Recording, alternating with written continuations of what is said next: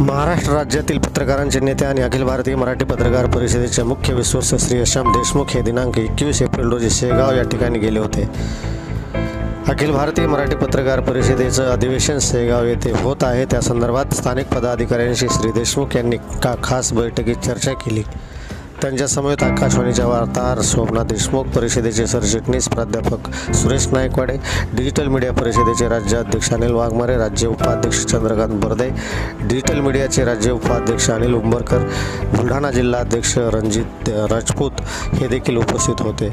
बैठकीत मुख्य विश्वस्त श्री यशराम देशमुख यांनी मोलाचे मार्गदर्शन करत योग्य त्या सूचनाही दिल्या।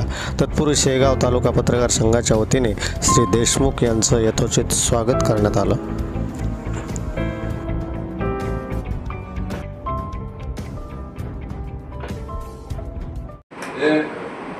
तीन चार ठिकाणची ऑफर होत्या, नगरवाल्यांची ऑफर होती, अमरावतीवाल्यांची ऑफर होती, नागपूरवाले देखील मागे लागले होते की आम्हाला अधिवेशन द्या, पण थोडं मध्यवर्ती होईल ते नगर शिर्डी वगैरे म्हणून आमचा आयोजन शिर्डीमध्ये होता। आणि तुम्ही अधिवेशन घेताय आणि अधिवेशन यशस्वी करण्याचा तुमचा सगळ्यांचा प्रयत्न आहे।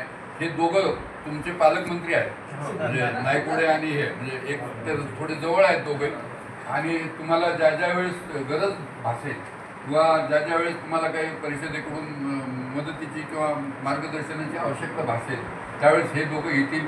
शक्य होईल त्यावेळेस मी देखील येईल, मी देखील वेगवेगळ्या भागात फिरत असतो, मी माझ्या तारखा वगैरे बघून मी निश्चितपणे इकडे येईल। परंतु एक अविस्मरणीय असं हे अधिवेशन व्हायला पाहिजे।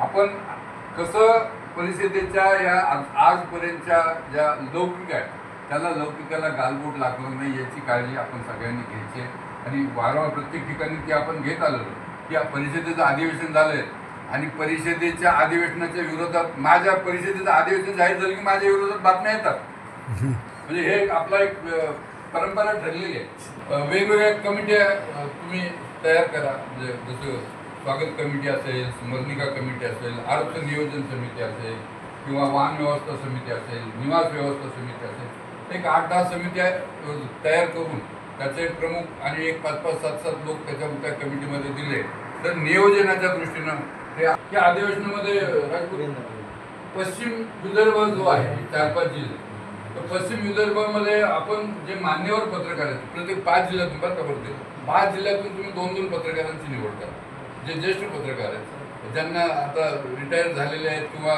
रिटायर होण्याच्या मार्गावर आहेत, त्यांच्याकडे उपेक्षेनं सगळं बघतात। अशा एक 5-5 पत्रकारांना जर आपण 2-2 पत्रकारांना 5 जिल्ह्यातून जर निवडलं तर 10 पत्रकारांचा सत्कार आपण मुख्यमंत्र्यांच्या हस्ते त्या दिवशी करू, जेणेकरून एक आपण पत्रकारांसाठी काम करतोय, जे निवृत्त झालेले त्यांच्याकडे आपण दुर्लक्ष करत नाही, त्यांना विश्वासात घेऊन आपण काम करतो, हा एक मेसेज तिथे गेला पाहिजे। आणि विदर्भातलं अधिवेशन आहे, विदर्भात पश्चिम विदर्भात अधिवेशन होत आहे, तर त्या विदर्भाची छाप देखील त्या अधिवेशनावर वेगवेगळ्या पद्धतीनं असली पाहिजे।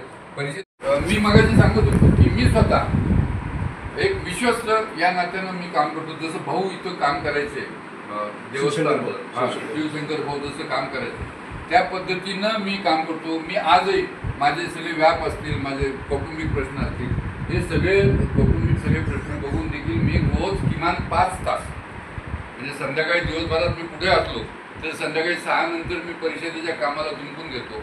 रोज महाराष्ट्राच्या वेगवेगळ्या भागामध्ये काय झालं, त्यांनी खामगावला सांगितलं मला महिलांचं त्यांनी चांगलं कार्यक्रम घेतला, ते मी वाचलं,